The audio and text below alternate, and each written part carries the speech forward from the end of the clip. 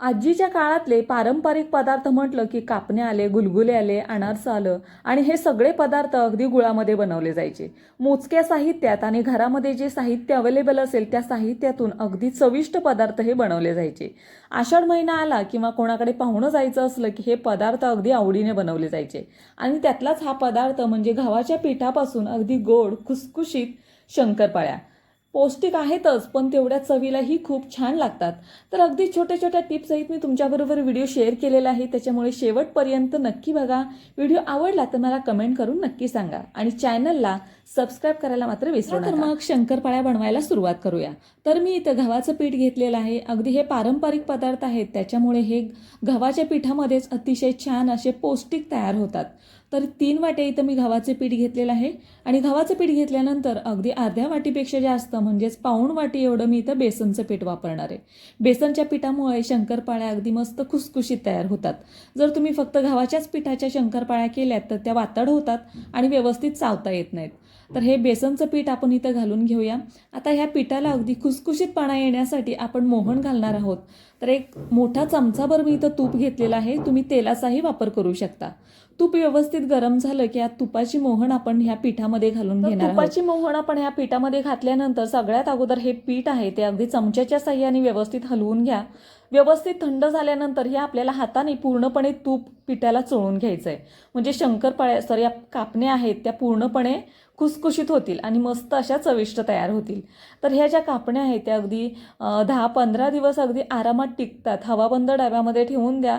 अगदी नाश्त्यासाठी हलक्या फुलक्या भुकेसाठीही तुम्ही ह्या खाऊ शकता. खूप छान अशा टेस्टी होतात. तर हे गुळाचं पाणी बनवण्यासाठी मी इथं 1.5 कप एवढं पाणी घेतलेलं आहे. गॅसवरती पातेलं ठेवून फक्त हलकंसं पाणी हे आपण गरम करून घेणार आहोत आणि त्याच्यामध्ये 1.5 कप एवढं पाणी मी इथं घेतलेलं आहे आणि हे पाणी आहे ते परफेक्ट प्रमाण आहे ह्या पीठ भिजवण्यासाठी. तर इथं मी गूळ घेतलेला आहे. ज्या वाटीनं आपण पीठ मोजून घेतलं होतं अगदी त्याच वाटीनं मी इथं गूळ घेतलेला आहे. आता गुळाचं प्रमाणही अगदी व्यवस्थित आहे, पण तुम्हाला जर जास्तचं गोड आवडत असेल तर इथं तुम्ही गुळाचं प्रमाणही वाढवू शकता. आणि हे सगळं मिश्रण आहे ते आपल्याला फक्त गरम करायचं आहे. थोडंसं पाणी गूळ वितळेपर्यंत आपल्याला हे गॅसवरती ठेवायचं आहे. गूळ वितळला की पटकन आपल्याला हे खाली काढून घ्यायचं आहे. तर गूळ पूर्णपणे वितळलेला आहे. तुम्ही बघू शकता मस्त असा कलरही आलेला आहे पाण्याला. आणि जर तुमचं पीठ भिजवताना जर पाणी कमी पडलं तर तुम्ही दुसरं पाणी कोमट पाणी साधं पाणी जे आपण घेतो ते कोमट पाणी करून जरी घेतलं आणि ते पीठ मळायला जरी घेतलं तरी चालेल. तर हे सगळं जे गुळाचं पाणी आहे ते आपण गाळणीच्या साह्याने गाळून घेऊया, कारण गुळामध्ये खूप कचरा असतो, काय काय वेळेला खडे असतात. तर गाळून घेणं गरजेचं आहे. तर तुम्ही बघू शकता हे पाणी आपलं तयार झालेलं आहे. 1.5 कप मी इथं पाणी वापरलेलं आहे आणि हे पूर्णपणे थंड झाल्यानंतर कोमट होईपर्यंत आपण हे बाजूला ठेवूया. त्याच्यानंतर ही वेलची पूड आपण इथं घालून घेणार आहोत. वेलची आणि जायफळ ह्याची जवळजवळ 1 ते 1.5 चमचाभर इथं मी पूड घेतलेली आहे.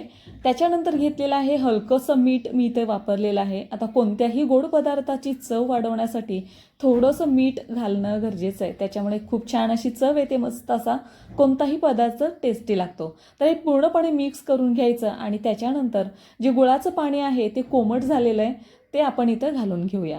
गुळाचं पाणी अगदी थोडं थोडं करून घालायचं. जेवढं कठीण पीठ तुम्ही मळून घ्याल तेवढ्या अगदी शंकरपाळ्या मस्त अशा खुसखुशीत तयार होतात. तर तुम्ही बघू शकता मस्त असा कलरही आलेला आहे गुळाच्या पाण्याला. आणि अगदी थोडं थोडं पाणी घालून मी हे पीठ पूर्णपणे असं घट्टसर असं मळून घेणार आहे. एकदम पाणी ओतायचं नाही, कारण पिठाचा काय काय वेळेला मग अंदाज येत नाही आणि पीठ पातळ होण्याची शक्यता असते. त्याच्यामुळे अगदी थोडं थोडं पाणी करून हे घट्टसर असं पीठ आपण तयार करणार आहोत मळून. तर तुम्ही बघू शकता अगदी मी हे पीठ ह्याच गुळाच्याच पाण्यामध्ये भिजवलेलं आहे. जर तुम्हाला पाण्याची दुसऱ्या गरज पडली तर थोडंसं तुम्ही पाणी कोमट करून बाहेरचं साधं पाणी तरी तुम्ही इथं वापरलं तरी चालेल. तर हे बघा मस्त असा घट्टसर आपण गोळा तयार केलेला आहे आणि ह्या पद्धतीने तुम्हीही करून घ्या. पातळ पीठ मळायचं नाही, नाहीतर मग शंकरपाळ्या वातड तयार होतात, म्हणजे चावायला व्यवस्थित येत नाहीत. तर हे पीठ आहे ते 5 मिनिटासाठी आपण बाजूला ठेवून देऊयात. 5 मिनिटं झाल्यानंतर तुम्ही बघू शकता मस्त असं पीठ भिजलेलं आहे आणि ह्याच्या शंकरपाळ्या आपण आता लाटायला घेऊया. गव्हाचं पीठ आपण इथं वापरलेलं आहे आणि त्याच्यामध्ये बेसन टाकलेलं आहे. त्याच्यामुळे हे पीठ आहे ते जास्त वेळ ठेवायचं नाही. अगदी थोड्या वेळातच ह्याचे अधिक छोटे छोटे उंडे तयार करून घ्यायचे. तुमच्या सोयीप्रमाणे ह्याचे उंडे तयार करून घ्या आणि सगळे उंडे तयार करून झाल्यानंतर जो तुम्हाला लाटायचा आहे तो उंडा बाजूला काढून घ्या आणि बाकीचे उंडे आहेत ते अगदी त्याच्यावरती झाकण ठेवून द्या. पंख्याखाली जर तुम्ही हे ठेवले तर सुकून जातात, त्याच्यामुळे हे झाकून ठेवणं गरजेचं आहे. त्याच्यानंतर एक उंडा मी घेतलेला आहे आणि ह्याची आपण पोळी लाटायला घेऊया. आता पोळी लाटताना जास्त पातळ लाटायची नाही, अगदी थोडीशी हलकीशी जाडसर ठेवायची. जर तुम्हाला लाटताना हे खाली चिपकत असेल तर इथं पिठाचा वापर करू नका, हलकंसं तेल लावा, म्हणजे ही पूर्णपणे पोळी छान अशी लाटता येईल. पोळी लाटताना लक्षात ठेवायचं पातळ करायची नाही, अगदी थोडीशी जाड, म्हणजे आपण जशी भाकरी बनवतो तेवढी जाड तुम्ही पोळी ठेवून द्या. तर हे बघा मस्त अशी आपण पोळी तयार केलेली आहे. जास्त पातळ पण नाही आणि जास्त जाड पण नाही. ह्या पद्धतीनं तुम्हीही करून घ्या.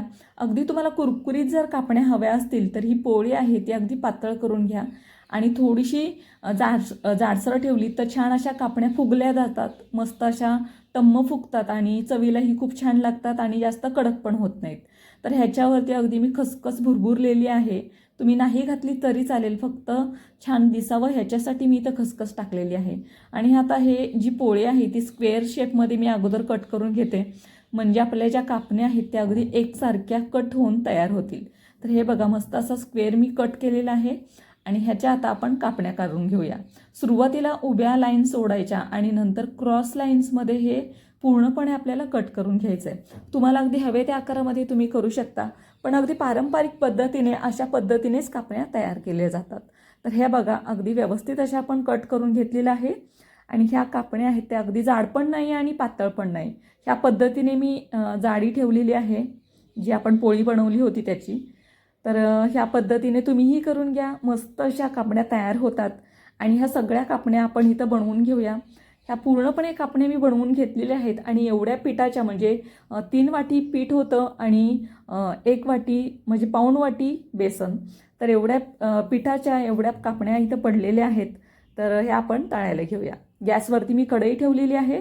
कढई व्यवस्थित गरम झाल्यानंतर आपण तेल गरम करायला घेऊया. तेल गरम झालेलं आहे. आता आपण ह्या कापण्या आहेत ते तळायला घेऊया. तर तळताना ह्या पूर्णपणे कापण्या एकावरती एक ठेवल्यामुळे चिपकले जातात, तर काळजी करू नका, कारण ह्या तेलामध्ये सोडल्यानंतर आपोआप ह्या सुट्ट्या होतात.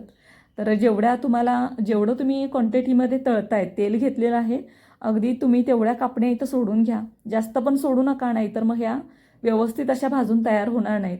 तर ह्या बघा मस्त अशा आपण कापण्या सोडून घेतलेल्या आहेत. जवळजवळ 15 ते 20 कापण्या इथं मी सोडलेल्या आहेत कढईमध्ये आणि व्यवस्थित अशा आपण भाजून घेऊया. अगदी चमच्याच्या साह्याने, उलटण्याच्या साह्याने ह्या एकसारख्या हलवत जायचं, म्हणजे ह्या व्यवस्थित अशा भाजल्या जातात आणि मस्त अशा टम्म फुगतात. तर तुम्ही बघू शकता अगदी कलरही खूप छान आलेला आहे आणि टम्म अशा फुगलेल्या आहेत, म्हणजे आपल्या कापण्या अगदी व्यवस्थित परफेक्ट झालेल्या आहेत.